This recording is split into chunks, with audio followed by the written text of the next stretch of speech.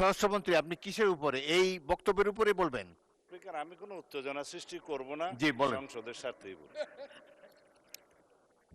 আমি বুঝতে পারছি মানে স্পিকার আপনি কেন ভয় পাচ্ছেন দিতে। আপনাকে ধন্যবাদ। যে অ্যাটমসফিয়ারে আমরা এখানে আলাপ আলোচনা করি, মাঝে মধ্যে সেটা কিছু উত্তেজনা সৃষ্টি হবেই, সেটা স্বাভাবিক। আমাদের মাননীয় সংসদ সদস্য অত্যন্ত বয়স্ক এবং ইতিহাসে সমৃদ্ধ, কিন্তু আমরা এখন ভূগোলে আছি।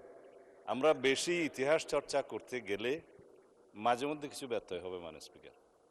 আপনি স্বাধীনতা যুদ্ধের একজন বটবৃক্ষ, তিনিও একজন মুক্তিযোদ্ধা।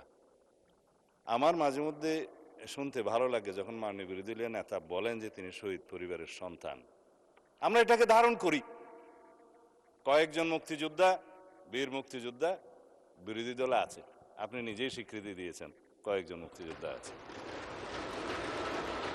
আমরা এখানে যখন জাতীয় মুক্তিযোদ্ধা কাউন্সিলের বিলটা পাশ করি, আপনার নিশ্চয়ই স্মরণে আছে, বিরোধী দল কিন্তু ওয়াকআউট করে নাই, এখানেই ছিল।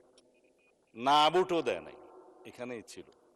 সম্মতি মৌনতা সম্মতির লক্ষণ হিসেবে আমরা ধরে নিয়েছি। তৎকালীন রাজনৈতিক দলের উল্লেখ করে কয়েকটি রাজনৈতিক দল, আবার উত্তেজনা হোক সেটা চায় না, নাম নেব না, তাদের মুক্তিযোদ্ধা এবং মুক্তিযুদ্ধ এই দুই ডেফিনিশনের মধ্যে অন্তর্ভুক্ত করা হয়েছে। তারা তো সেটা স্বীকৃতি দিয়েছেন মাননীয় স্পিকার, আমরা ওখানেই থাকি।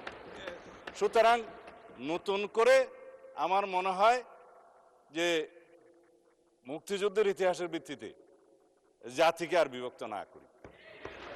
আমরা সবাই আলোচনা সমঝোতার মধ্য দিয়ে এই মহান জাতীয় সংসদের আমাদের সমস্ত কার্যবাহ an order of the day আমরা এমনভাবে পরিচালনা করি যেন আমাদের প্রজন্ম, ভবিষ্যৎ প্রজন্ম, বর্তমান প্রজন্ম দেখে যে এই জুলাই যোদ্ধারা তাদের দৃষ্টিশক্তি হারিয়েছে, তারাও যেন শুনে যে আমরা জাতির প্রত্যাশা পূরণের জন্য এখানে আছি। ধন্যবাদ মাননীয় স্পিকার। ধন্যবাদ মাননীয় স্বরাষ্ট্রমন্ত্রী। পরবর্তী বক্তব্য